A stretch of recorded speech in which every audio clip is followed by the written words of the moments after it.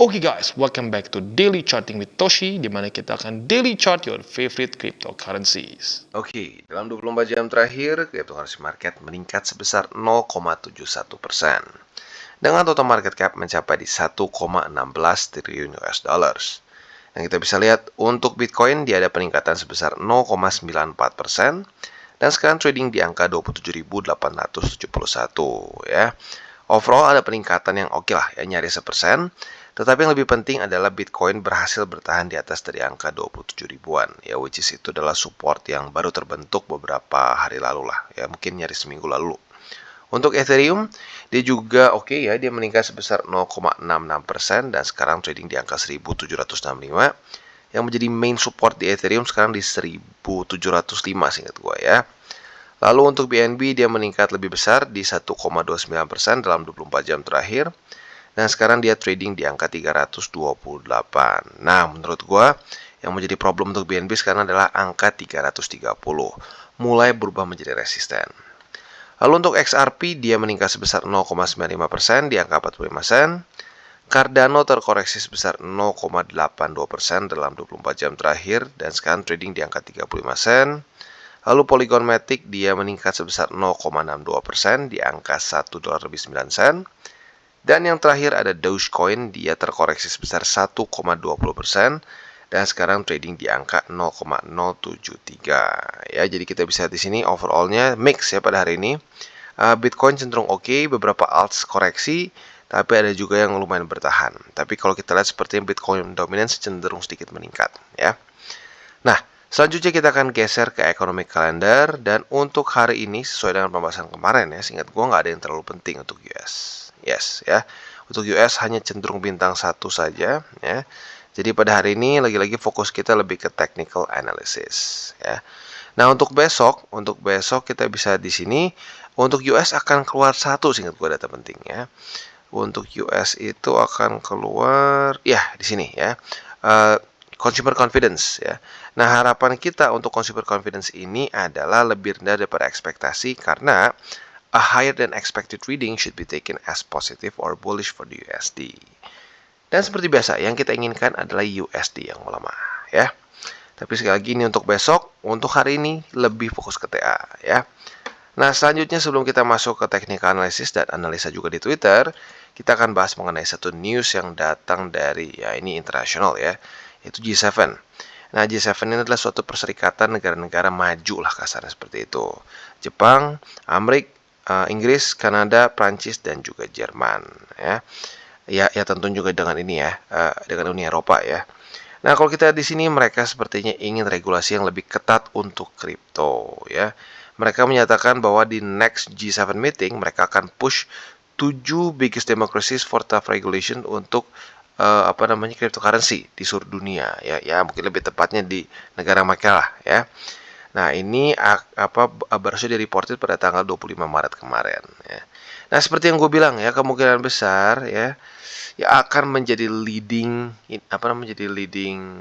countries di dalam kripto adalah negara-negara yang kemungkinan besar adalah negara maju atau mungkin tinggalnya di sekitar Asia Pasifik ya, minus Jepang lah ya. Karena kenapa ya, seperti kalian lihat sini ya, negara-negara maju malah cenderung takut ya, mereka takut dengan kripto karena ya mereka sadar bahwa ya lebih tepatnya mereka takut dengan Bitcoin lah. Kalau kripto-kripto lain sih jujurnya ya banyak juga yang nggak jelas ya. Tapi kalau dengan Bitcoin mereka takut karena kenapa? Ya Bitcoin sound money ya, dimana kita tahu supply-nya berapa ya. Dia issuance per per tahun, per bulannya kita bisa lihat secara real time. Nah, mereka takut fiat mereka tersaingi ya. Nah, makanya ya mereka berusaha sekuat mungkin untuk yang meregulasi ya. Intinya sih ya kurang lebih seperti itu. Nah, namanya ini untuk yang di Eropa itu adalah MiCA atau Markets in Crypto Assets ya, di mana regulasinya ini akan set into effect di 2024. Sementara Jepang sudah regulasi ya. Sebenarnya Jepang not bad lah dibandingkan beberapa yang lain. Dua lah ya, Jerman dan Jepang yang paling not bad. Sisanya ya Amerika, lalu Prancis, Kanada, Inggris ya bad ya jujurnya secara regulasi.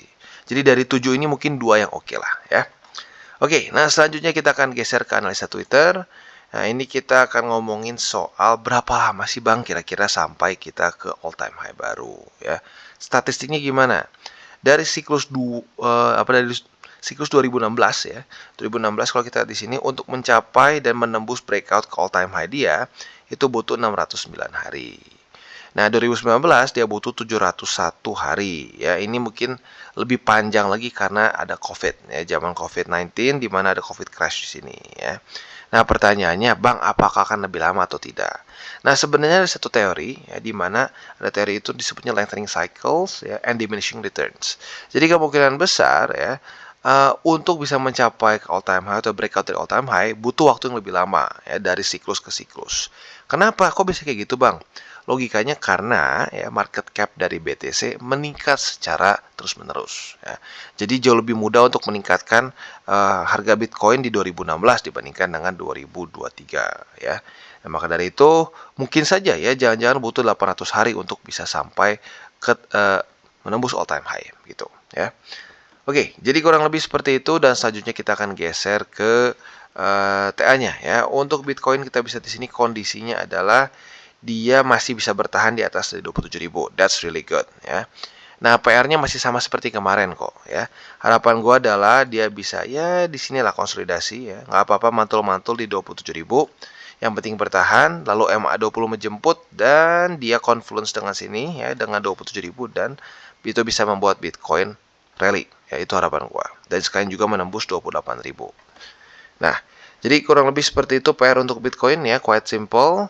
Andaikan tembus gimana? Andaikan tembus MA20 dan 27.000, yang menjadi super penting lagi seperti pembahasan kemarin adalah di 24.495. Di mana adalah struktur di daily ya sebagai suatu resisten awalnya. Dan selain dari itu juga di weekly-nya yang arguably lebih penting ya. Yang arguably lebih penting itu kita bisa lihat di sini dia itu ada MA200 yang ada sekarang tepatnya itu di 25.555 ya. Nah, jadi itu harapan gua ya. Dan ini, gua juga sedikit lupa, ini weekly close ya atau lebih tepatnya weekly candle yang baru. Kalau kita di sini ya dengan jelas dia ke reject oleh upper band. Nah, pertanyaannya apakah dia akan mulai koreksi ke bawah? Nah, semoga saja nggak perlu sampai sini. Tapi lagi-lagi harapan gua kalau sampai dia harus ke sini itu nggak tembus. Karena kalau tembus PR-nya ngulang lagi ya. Jadi kurang lebih seperti itu untuk Bitcoin. Untuk indeks dolar masih ini ya masih dalam kondisi yang bisa dibilang sesuai dengan harapan kita ya, karena kalau kita lihat di sini dia daily dia daily opennya dia masih di bawah dari 103,13. Nah, harapan gua pada hari ini dia benar-benar ke reject dan lanjut lagi membuat lower low. Nggak perlu tembus dulu 102,05, tapi kalau bisa daily close di bawah dari sini ya, di bawah dari 102,48. Jadi kurang lebih seperti itu untuk makronya. Dan selanjutnya kita akan geser ke buy limit. Tetapi seperti biasa sebelum kita lanjut, kita akan disclaimer dulu bahwa semua konten dari DCWT dan TCI ini bukanlah financial advice dan tujuannya adalah untuk edukasi. Selain dari itu, bagaimana cara untuk mendukung TCI? Ada banyak caranya. Lo bisa like our video, bisa share our video, atau juga bisa menggunakan link referral kita di bawah. Dan sebelum kita lanjut, kita akan dengar dulu pesan-pesan dari sponsor kita pada hari ini. Okay, today's video is brought to you by Bybit, di mana kita bisa trade berbagai macam cryptocurrency aset dengan cara yang berbeda-beda. Buat kalian yang ingin akumulasi secara spot, tentunya kita bisa lakukan di sini. Derivatif juga bisa, ada juga pasar NFT, dan tentunya setelah kalian akumulasi, jangan lupa juga kalian bisa menikmati earn atau menikmati bunga lah kesannya ya di Bybit Earn. Bisa APY-nya tertinggi bisa mencapai 18%. Nah, tentu juga buat kalian yang ingin membeli kripto dengan lebih mudah ya dengan cara yang lebih simpel, bisa juga langsung menggunakan kartu kredit atau debit card juga di sini. Dan juga buat kalian yang mungkin sudah lebih crypto savvy nih ya, bisa menggunakan options juga ya. Jadi kurang lebih seperti itu. Dan buat lo yang belum punya akun di Bybit, silahkan bisa cek link refleks di bawah dan mulai trade di Bybit. Oke, dan seperti biasa kita akan mulai dulu dengan Bitcoin. Ya, jadi untuk Bitcoin lagi-lagi buy limit pertama masih belum di retest kemarin ya. Nah, jadi untuk sekarang gue ulangi lagi, buy limit pertama secara spot kita di 27.000 ya. Ini pembulatan dari 26.900-an. Lalu untuk buy limit kedua kita di MA20 yang sekarang bergeser ke angka 25.412. Dan buy limit ketiga kita di 24.495. Itu untuk posisi spot di Bitcoin. Untuk setup futuresnya masih sama juga seperti kemarin. Apabila terjadi retest 1, retest 2 di support 27.000, kita bisa buka posisi long dengan target TP kita di 28.828. Sementara untuk posisi shortnya kita bisa nyontek ke tanggal 22 dan 23 Maret kemarin. Retest 1, retest 2 seperti situ ya, kita bisa buka posisi short dengan target TP kita di 27.000 ya. Jadi kurang lebih seperti itu setup untuk Bitcoin secara posisi futures dan spot. Oke, dan selanjutnya kita geser ke Ethereum. Nah, untuk Ethereum kita bisa di sini ya. Sayangnya buy limit kedua kita secara spot tidak kena. Jadi gue ulangi lagi, untuk posisi spot kita masih sama seperti kemarin setupnya ya. Buy limit kedua kita di 1705, buy limit ketiga kita di 1660. Ya, jadi itu untuk posisi spot di Ethereum. Untuk posisi futuresnya kita bisa lihat di sini sudah terjadi retest 1, retest 2. Maka buat lo yang sudah ngikutin kemungkinan besar sudah punya posisi short sekarang dan sudah dalam keadaan sedikit profit ya. Target TP-nya di mana, Bang? Target TP-nya kalian bisa pertimbangkan di 1705. Ini untuk masuknya mungkin yang lebih ke agresif ya. Kalau lu mau sedikit lebih konservatif, boleh TP di sini ya. Dimana ini berkali-kali Ethereum ketahan di harga sini ya. Jadi mungkin ini bisa arguably menjadi satu struktur baru ya. Ini gua lebih rapin sedikit. Tepatnya itu di 1735 ya. Kalau mau dibulatkan ke atas sedikit boleh di 1736. Jadi kurang lebih seperti itu untuk posisi short di Ethereum. Untuk posisi longnya ya, untuk posisi longnya masih sama juga seperti kemarin. Kalau terjadi retest 1, 2 di sini kita bisa buka posisi long. Atau boleh juga kalau lo pengen pertimbangkan dengan struktur baru di sini juga boleh. Retest 1, retest 2 bisa buka posisi long di 1735 dengan target TP di 1780. Oke, dan sekarang kita geser ke BNB. Dan untuk BNB kita bisa di sini ya. Untuk secara posisi spotnya masih belum ada perubahan ya.